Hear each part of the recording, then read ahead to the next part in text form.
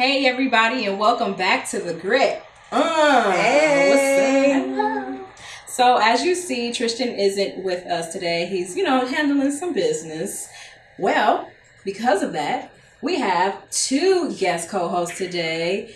You may have seen her in our Palmer Park Art Fair episode, the very talented Metro Detroit artist, Carmen Jones. Hi. Hey girl. Thanks for joining us. Thanks for having me. I'm excited. I know, right? And we have the awesomest baker extraordinaire, Miss Alicia Jackson, Mrs. Alicia Jackson, owner and founder of Royal Pound Cakes.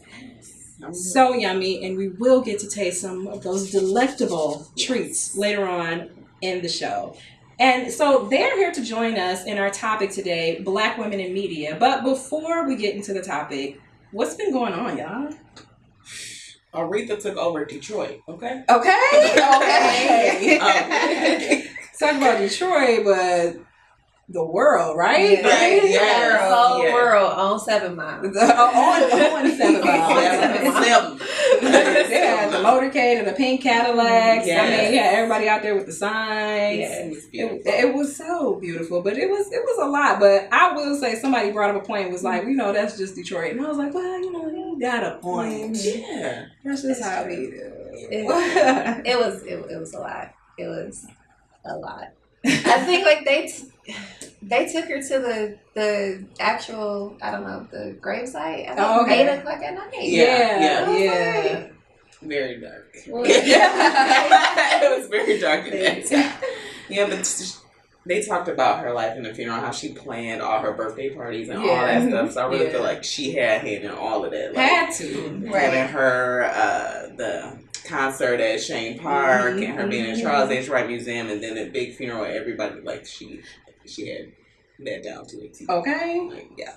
Okay. Laid. Like, this is how I'm going out. Yeah, I felt like it was like bigger than just a funeral. It was more so definitely a celebration Right. of her life. Yeah. Like we always Oh, see that yes. at the top of obituaries, but it's always sad. But it was like this was like a mixture of sadness, but everyone was enjoying her homegoing. So Right, yeah. it's exciting to see that. Yeah. It was fit for a queen. You know what I'm saying? Yeah. Like, it was a whole, week of events, but there were things going on, like, before the actual week of events leading up to, the burial, if you will. But no, not saying it like that, but kind of saying it like that, because it led up to, her funeral. And like you said, at night, when they were at the cemetery, 8 p.m. at night, it's like, oh, wow, okay. Right. Well. Oh, my But I goodness. mean, she was definitely worth it. She was Queen of Soul. Oh, for yeah, sure. really, truly. Okay. And then to find out all those things she did, like behind the scenes, Yes. with the civil rights movement, Okay. and like making phone calls and even positioning herself with like political figures to make sure like her agenda, taking care of us, her people, like she was about A queen. Yeah, like, for about real, that a queen. That's like, amazing. Yeah. I know, That's right? amazing. Seriously. It was inspiring. Yeah. Right. Speaking of community, I am more so taking a step back from school, and I'm going to get more involved in the community because I feel like it's just very important because we say all these things on social media, how things should change, but it's more important to get involved. So that's what's been up with me on my end, and I'm excited. Yeah, I'm excited. Yeah. definitely. Thank you. That is something wonderful. I'm excited. Yes. So what's been up with you guys? What's been up with me? I have been laying low recently, but I did do a Beyonce paint party, and that was lit. Like, I sold out of that, and so now I'm just focusing on the clients that I already have established, and just doing private paint parties now until I actually get back out there, and I'm just going in a new direction with the art business. So That's exciting. So we're gonna have to do a grit edition. Yes, for sure. Definitely. All right, y'all. So jumping into the topic, Black women in media. This is something that, I don't know, kind of an ongoing topic, just period, through up and down throughout, since media has been media. Right. Right. Right. But But I feel like the image that of Black women has over time changed or whatever. But the initial image, or even that media crazed time period where the Black woman was characterized as like an angry Black woman, was around heavily in the 90s, definitely in the 90s. And a lot of times through music, that, that's when you really saw like Black women being exploited for their bodies, just a certain look that you need to have. You went from, what was that, Sir Mix-a-Lot, of course, 2 Live Crew used to have a like raunchy stuff, but Sir Mix-a-Lot with the butts, all of that, like the big butts. So that kind of started the craze. Maybe not, nationally, but definitely in the Black community. But that's kind of always been something. Anywho. But the way that Black women have been exploited through media is something that it's just, it's not good. Yeah, definitely. Yeah. I can say that when I was younger and I used to see like Black women on TV and they used to be dancing for these stars and stuff, I used to be like, I don't want to do that when I grow up. Okay. I thought that was something. Right, But now being an adult, I'm like, no, that's not me, and that's not how I want to be portrayed, Right. So it's crazy how things change. Like, for me, it was like me and my sister were like, we looked alike, but we were not. So she would always have her hair straight, like the women in the videos. And she always had just bigger chest, a bigger butt, and I just did not. So that was always a thing for me. Like, I always wanted a bigger butt. I always wanted straight hair, but my hair doesn't stay straight. So I would just, I didn't have that confidence. I didn't feel, and then you look on TV and you look at the images, and it's like, that's not me. Like, I'm definitely not white. And then I don't have a Black woman on TV that outside of the skin complexion really looks like me with the natural hair without the big foundations. Just a normal right. So that was a big thing for me growing up too. That's so funny because I remember my hair is thick, but it was like super thick when I was younger, and I used to want thin hair because I saw the girls in the video like swinging their hair and it was straight, but it was just like, they my hair too thick, like that. It's just like, why? But that image that is being portrayed, and people don't think that has an effect on people or young girls or why they're watching it anyway. It's just like, come on, it's reality. Right. You putting this in front of somebody's face, this is what you should look like. This is what's celebrated, so to speak. It's crazy because you wanted thin hair, and I wanted thick hair. So I'm like thinking like, I wish my hair was thick when I was younger and really long down to my butt, because that's what was like portrayed in media. But I'm like, no. I see some beautiful women with short hair, and I want some short hair. It's interesting because I think like Sir Mix-a-Lot, like I think he had an agenda of like trying to come against the stereotype of like the model-esque, right, and to embrace full-figured or Black women and things like that, but it kind of switched, because it's like we were looking at it like this is what is happening, and like men like big butts. Okay. Right. Let me get one. Not everybody has one. Right. So that kind of like for girls who are thinner and like, where's mine? Where are my hips? Where are my, that kind of, like, what do I do to get back? Because that's what guys like. That song was huge. It still is. Like, people still try to put that in their ads, commercials, everything. Yeah. Like, right. Oh yeah. Like, it's this huge song, and it's interesting how it shows up today. Yeah, that is something how you said it shows up today.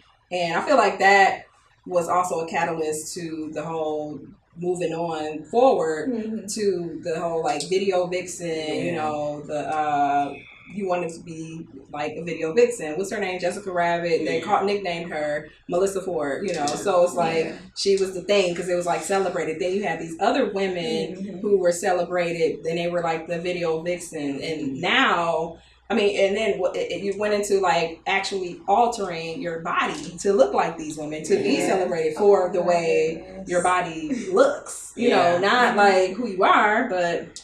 And I feel like it was when we started altering our bodies to be accepted, it was more so on the low. But then that just became acceptable. Yeah, right. Yeah, because people were like, you know my shots? What you know? Like, right. Like, no, that's not cornbread and beans and rice. No, it's not. Yeah, it's crazy you said that because I was just watching a video on YouTube and this lady said that she got some butt shots and she had a hole inside her behind and you can fit your fist inside of it. Oh my. So, and she said she almost died.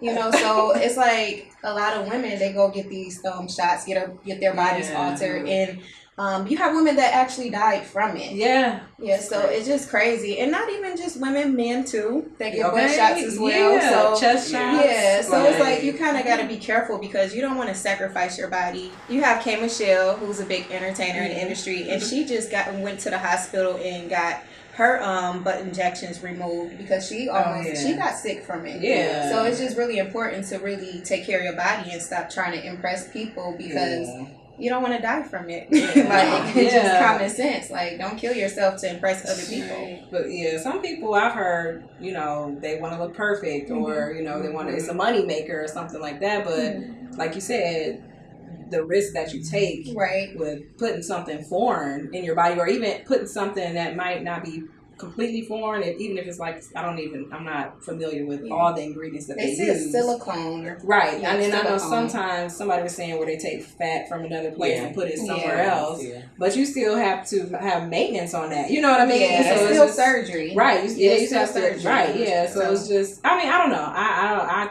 don't know. People feel different ways and they want to do things. They want to be accepted. People always want to be accepted no matter what people say. Right. So it's hard to kind of be like, why would you do that when somebody who, and I will say it is a form of low self-esteem at some point in it. You know what I'm saying? For you to want to alter your body that drastic.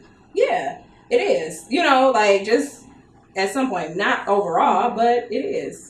You know what's crazy is some people get these shots, they get their body altered, they get the new boobs, and they're still not happy. Because it's internal. That's the form of low self-esteem. Like a lot of times people may feel like, okay, because they're boisterous, because they, present themselves as this grand person. Yeah. And you may have high self-esteem in other areas, but somewhere is a portion of low self-esteem that's taking you to this point where you need to do something in order to look a certain way that requires, like putting something in your body that could kill you, like knowing that. I don't know. I don't know. I've never been in that type of situation where I needed to do something like that, so I can't judge. But it's like, wow, like people really feel this way. Yeah, it's coming from a place of like, I'm not enough. Like the natural me is not enough. So I need to add something or take away something. To make myself feel like I'm worthy. Yeah. Yeah. It's a battle of self-love. And when you look at it in mainstream, I have to take a step back and wonder, like, with a K. Michelle or a Nicki Minaj, you see them and sometimes people want to place the blame on the entertainers, but they're victims of it too. Before they became who they are, maybe that's why they did it, because K. Michelle is talented by herself alone without. Nicki Minaj is too without, but would we have known like who they were or even given them a look if we didn't see the body alterations that they did? So like them being in the spotlight, maybe it was worth it to them to actually have that appearance just so that they can get our attention. Then we can see what they're about and who they are and their talent. So when you have people in these positions and then you have little girls looking up to them, I feel like that's where the epidemic starts, but the problem didn't start there. Because a lot of people want to blame them, but the problem didn't start there. It's just where the epidemic started. So I feel like, especially with the natural hair movements that we have now, I just really got to a point where it's just like, my hair ain't gonna be straight. It's just not. Like, my hair ain't gonna be straight, and even if I had the money to get the butt, I probably wouldn't, because I just have to step into you know, like just love on myself. Like this is who I am. Okay. You know what I'm saying? This is, I may do a little, but I feel like if you do it, you do it for you. You know, you don't do it for the world's perception of you. Like if it's really something that you feel like this is what I want, then okay, yeah, that's fine. Right. But for it to be for, you know, like acceptance of other people, that's not worth it at all. It's not. I feel like when you say that, doing it for you, like, yeah, in a way it's for you, but it's also acceptance for other people, because it's like the reason why you're doing it. You know what I'm saying? Like, yeah, you might do it because, oh, I feel like my breasts are too big or too small or too small. Not even, I mean, certain things, yeah, you know, I know people have boob problems with the back when their breasts are too big, or not too big, but when they have large breasts. Yeah. But some people who feel like, and I get it, and I'm not saying anything about this person who may feel this way, because I've known people who someone who has been A cup and really has wanted to have bigger breasts, and the unfortunate thing is the reason why most likely is because of what's portrayed in media about what a woman should look, and what especially a black woman should look like. Yeah, you know, I've heard women who don't have a butt, if you will, say, you know, something, they may say it jokingly, like, you know, I'm not black because I ain't got no booty or whatever, or talk about their butt, but it's because of those, for them to want it. And I'm not taking anything away. Like, some people just want it. Who knows? You know, some people just like to show their breasts. Some people just like to show their elbows. I don't know. But elbows, though. I'm just saying. You know, so you may actually want it, but there is, I feel like there is that piece of it. The reason why you're doing this is to be a perception of how people view you, how you want people to view you. I feel like sometimes, even though it may be considered cosmetic and not medically necessary, I know for me and a lot of women like me, after you have a baby, it's not. So I feel like when I do it, or if I do it, it would be for me, because once I get the husband and I want to be how I want to be and I want to do what I want to do, I don't want to have that, you know, like, you know, I want to have that confidence in my bedroom. So it's not necessarily, and I know a lot of women who feel like that, or whatever the case may be, like, you know, some women just want to fit their clothes better and like feel confident and comfortable in their clothes. But I just feel like it's a fine line between those reasons and then actually being accepted. Like, you know, like I would agree with you. I feel like it's such a fine line. Like you have to know why you want it. Like dig deep, you know, because it's like, like you say, you brought up like, you know, hey, I won't, you know, I knew me with a black tongue after this baby, before this baby. You know what I'm saying? So it is like, you know, like this ain't me. You know, somebody may feel that way. You know what I'm saying? So I get it. You know what I mean? But like you said, it is a fine. I can relate to that because after I had my daughter, I'm like, wait, I'm not the same anymore. So it's like I wanted to go back to how I was before my daughter. So it wasn't like, oh, I wanted to impress people or I wanted to look a certain way for other people. It was more so like, I want to go back to my norm. And the gym just don't cut it all the time. Yeah, I just want my norm back. It's just the norm.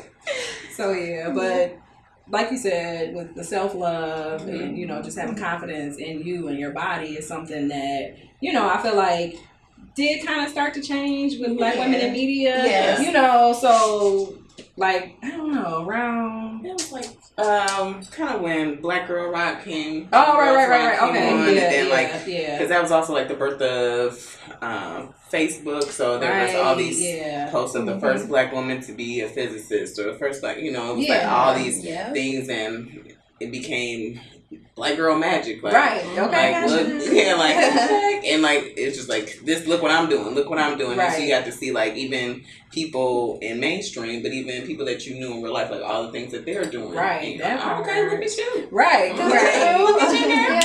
Okay. So that is, I totally agree. Like I do remember around like that change, and then that was like the, you know, black girls rocking your hair and the natural hair and stuff. I was so happy when I would see people rocking their natural hair, like, yes, like embrace it, you know what I'm saying? It's empowering. Like, it's so empowering. And people be thinking like just because somebody wear their hair natural, like that you can never wear straight, you know, or people who do wear natural is like against people who wear it straight or against people who wear weave. And it's like, no, it's celebrating the versatility of Black women. You know what I mean? Just, okay, we can wear it curly, we can wear it straight, we can wear it, short, long, rocking a 27-piece, all of that. But, like with my patients, when I'm at work, they always be like, your hair is different. And I'm like, yep, I like to be a new person every time. I like to switch it up. That's how we do. But no, for real, like I've seen the memes and stuff where it's like, like it'll be like the days of the week and it'll have a Black woman, the same one, but like different hair every day of the week. But it's so funny because like now in media you're starting to see, within how many ever years you see that more often where you may have a character who, has a different hair. They go back and forth between 2 or 3 hairstyles, or even just, being in positions of power, with just, I want to say scandal, but not the overall premise of Scandal, but who Olivia Pope was. She embodied like a strong Black woman who had her business, but she had a little something, whatever. Everybody got their dirt, okay? Right, everybody got their struggles, okay? However, that she was that bold, assertive Black woman, and she wasn't all, that stereotypical finger in your face type of person either. Yeah, she got the job done. She got things taken care of. And then like the writer, Shonda Rhimes, with the producer, all of that, whatever, creators, Shonda Rhimes. So I feel like those images are being changed about Black women in media. With what's that Blackish Rainbow, how her hair, I love how she wears her hair on Blackish, because she'll have it curly one day, then she'll have the 2 French braids another day, then she'll be rocking the feed-in braids another day with her nails, with her hair. I'll be racking up like, come through. Whoa.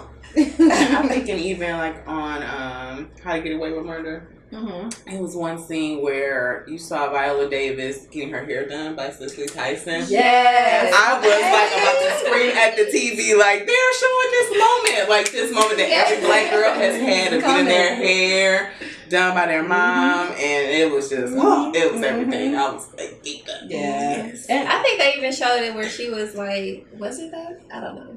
But she was in the care, like getting the sew-in song. Yes, sure did. Sure did. Because that was, I think, sure was.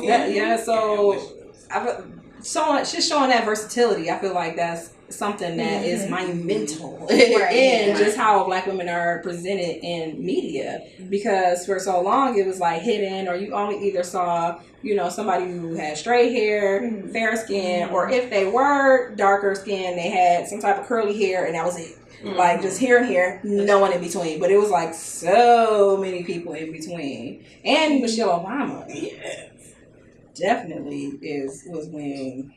First lady. Like it's educated. I think the most educated first lady that we've ever had.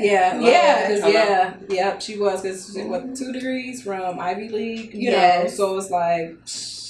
And the most fashionable, because she was making fashion magazines, swag and smart, okay, and she was real, like you know when she wasn't about that life, and you knew when she was, all the way. Like what Cat Williams say, he was like, I bet you if I stand next to Michelle, she goes smell like cocoa butter and lotions. But that really did propel that positive, strong Black woman. Yes. And wasn't angry. You know what I mean? She still was submissive to her husband. You know what I'm saying? Like she still was a great support to him as well. So I think that, that's something now we can look. We still got the ratchetness of it. It's crazy because it's like, I enjoy both of them. Usually when you see the president and the first lady, you're like, oh, the president. Your eyes just mainly on the president. But I really enjoy both of them. Yeah. Like, just both of them. Like, I enjoy everything Michelle did, everything Obama did. And it's the first time I really paid attention to both. Right, because she was doing stuff. She was really doing things. I mean, not to say any of them didn't. Because usually a first wife has a campaign, but she did stuff that really impacted you. Yeah, I feel like because she has her own voice, and because she wasn't just the wife of her husband, she was her and he was him, and they were great together. she was able to have that campaign without it being, oh, I'm Barack Obama's right, wife, and this is the campaign I have. No, it was like, yeah, I'm his wife too. Right. But I'm Michelle Obama, and this is what I have going on. And it was really, I just love the cause anyway, like our youth and just being healthy. And, you know, it's, she really stepped into that arena and, like, dominated. She did. She like Jordan on them.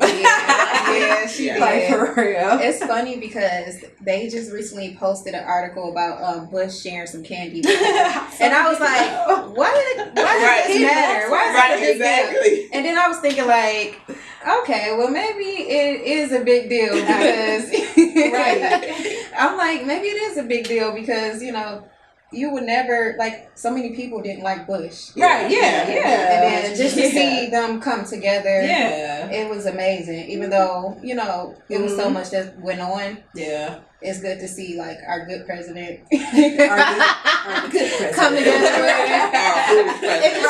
It just shows that we can, our good president come together with Bush.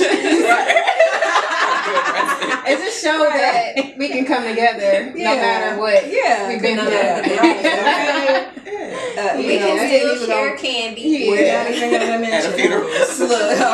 Right. She always gotta watch him at a funeral. He always do his stuff, but they probably like friends. You know what I'm saying? But but that's something that I feel like definitely help, you know, the image of Black women, you know, diversify even more. You know what I'm saying? Like I said, we still have like the ratchetness with the reality show. I mean, you know, guilty. I still watch it. Yeah. But I just feel like that is the diversity of a Black woman. You gonna have somebody who is gonna be, you know, straight gutter or whatever, or somebody who's straight ratchet, you know, or somebody who wants to alter their looks to look a certain way, or not, you know, to, you know, somebody who is Michelle Obama, you know, level of like, you know, being the president's wife, being in the forefront, changing things, you know, campaigning, you know, all of that. That is not just one set way of a Black woman. And I'm so happy now that we're starting to see that in media, which it should have been, but I'm happy we're seeing it. And not only do we see it in media, we see it right here next to us. You know, we got some power ladies in the building. So, but, you know, so Carmen, since the last time we saw you, what you been up to, girl? I have been,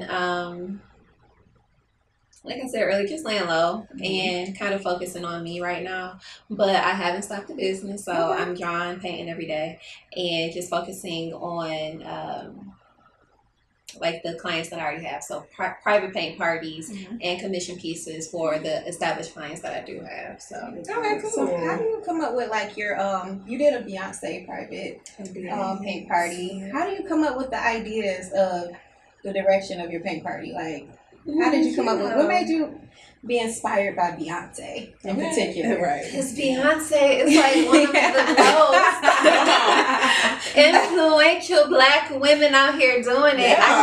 Beyonce just she always snatches my edges, but she just like took the whole wig off this year. Okay. Starting with Coachella. Okay. Pretty much. And I'm just her displaying that culture and just all of that stuff. And then, you know, like she was coming to the city for the tour, even though it's like their tour, like it's Beyonce tour. And it's their tour.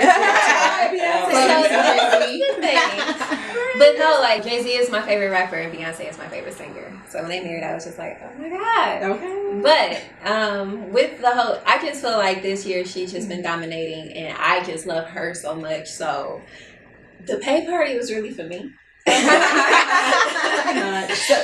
I never do that, but I just felt like because she has such a strong brand, I ain't the only one that feel like that. Right, you know? I was like, I was like, people really want this. Like, it was for me, but I'm like, let me get this to my girls real quick. And it was wonderful. It was a good time. So a lot of your paintings, your paint parties come from an inspiration of the things that you like. What I like, and then what I feel like my audience can relate to. Because I started the business mainly to give us a space Because with Paint with a Twist, it is a nice space, but it's not a black space. And so I wanted it to be, and they're getting more diverse with like their paintings and things, but I wanted to be the aromas, the music, the talking, just even how I instruct my classes. I don't want it to I'm checking out the next one. Okay, right, for real. It's definitely for us. Like, you know, like we can just, you know, go in your basement and have a good time and, you know, do it how you want to do it. Like my private parties, that's really how we do it. Like, do it however you want to do it. You want food? Like, we can do that. You want some chicken wings? You know what I'm saying? Like, let's, you know, I'm open to the suggestions. Like, that's my kind of party. Coming through. Speaking of party, we're going to think about this cake you got over here, okay?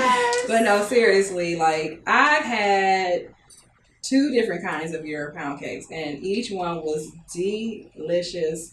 Definitely in its own way, and I do not mean that in the nice way that people say that somebody is cute. I do not. I mean that in the actual way of the lemon pound cake was the bomb, and it was just so lemony. I mean, it wasn't even a too lemony either, because I can't do it too lemony, but it was perfect. And then I had the brown sugar one, and I shared it, and people was like, "Where you get that cake from?" Like, so anyway, Royal Pound Cakes. Yeah, Alicia, please tell us about how you even just came through with the deliciousness. Right. I didn't like to be in the kitchen when I was a little kid. My mom was like, "You're going to be in this kitchen. You're going to learn how to cook for yourself." Like, thank you. Thanks, Mom. Right. Both of my parents were bakers. Both of my grandparents were bakers. Oh, okay. And so that was always around, like, if anybody had a box cake anywhere, my dad was so rude. Like, that's a box cake. Don't eat that. Like that. Yes. But he used to, like, give pound cakes to everyone. Like, around Christmas time, our kitchen was just, like, full of cake. And he would give it to work, to church. He had, like, hundreds of cakes to give out to people.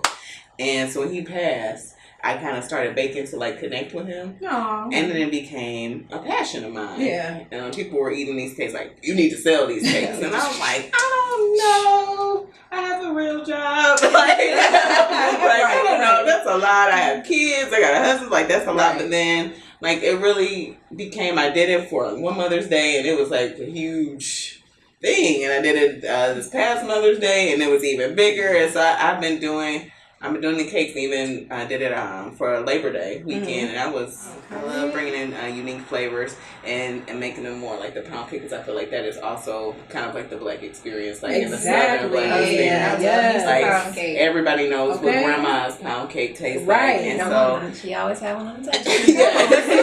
It's like, what is that? 7-Up? Yes. So like having that, then bringing new flavors in, like a German chocolate pound cake. You're like, what? I've never had a German chocolate pound cake. Right. Yeah, like bringing in those flavors we know, but then making them taste like grandma made. Girl, better. So, okay, what's your top 5 flavors? My top 5, of course, is classic 7-Up. Everybody loves 7-Up pound cake. Lemon is definitely up there. Yes. Had to. Red velvet is also, red velvet pound cake. And, of course, German chocolate pound cake. But then close to my heart, because it just added was coconut pound cake, because my dad used to make that all the time. And so, it's gonna be my next one. So they sound amazing. I know, right? So what about pineapple cake? Right. Suggestion. That's one of my favorites. I have made that before. See, I thought about it. That's one of my favorites. So do you like take custom orders? Oh yeah. Oh, okay. For sure. Perfect. For sure. Perfect. So somebody has something like, my grandma used to make this. That's normally like, can you make this? Like, sure. Because that's normally how. So I add on flavors. Like somebody got a coconut cake, and I was like, okay. And I was like, oh, this one's staying on. This one's staying on the menu. That's cool. Okay, so tell people how they can definitely get some of this delicious pound cake. So I'm on Facebook, Royal Pound Cakes, and I am hopefully, we'll see if Jesus is with us. I might be in a couple restaurants. Okay. So, That's okay. Local. Yes. Local. Yeah, Royal Pound Cakes, and it's spelled Royle. And I'll tell you a story about that. My dad, and he hated his middle name, was Doyle, and my middle name is Rose. So I put them together and it's Royal. That's sweet. I like that. Yeah. I like that. That's unique. I know, right? That's It is. unique. Yeah. It is. I did. I know. Taste. Yes. So I have chocolate pound cake for us today. Okay. And of course, 7-Up. I feel like we can't go wrong with the 7. I mean, you know. So the first flavor we have is chocolate pound cake. Yes. And this came from my son because he loves chocolate. He's like a lover of chocolate. So let me know what you guys think. Of course, I'm going to eat it because I'm here. And That's good. I like it. Very I love moist. chocolate. Mm-hmm. This is really good. Kind of reminds me of a brownie in a way. Yeah. I know, right? Mm-hmm. But it's pound cake. It is pound cake. So the next one is our classic, our first love, right? 7-Up pound cake. Mm-hmm. I love me some 7-Up. Yes. And it's cream cheese icing. My favorite. That's so good. This icing though, oh my god. It's everything. Yeah. Yeah. This is really, really, really, really good. It's like buttercream. Yummy. You know. Yeah. You know how like Yes. Like, it's birthday cake worthy. Oh, yes. Yes. So good. I'm a lover of birthdays, period, and celebrations. So when people say, like, I want you to make my birthday cake, I get, like, I feel honored. Like, I'm like, oh, yeah. I can definitely, it's very fresh. Mm-hmm. Yeah. It's moist. It's like just enough moisture. Just enough. It really is yummy. So, well, you know, if you want some of this delicious, delectable, awesomest pound cake with the many flavors, and don't forget you can get custom flavored, go to Royal Pound Cakes on Facebook. Yes. Mm-hmm. Okay. You got them? So, I ain't got nothing else to say. I'm going to sit back and eat this cake. All right. Remember, guys, push to empower and go check out this cake. It's so delicious. Thank you so much. Thank you. Mm-hmm.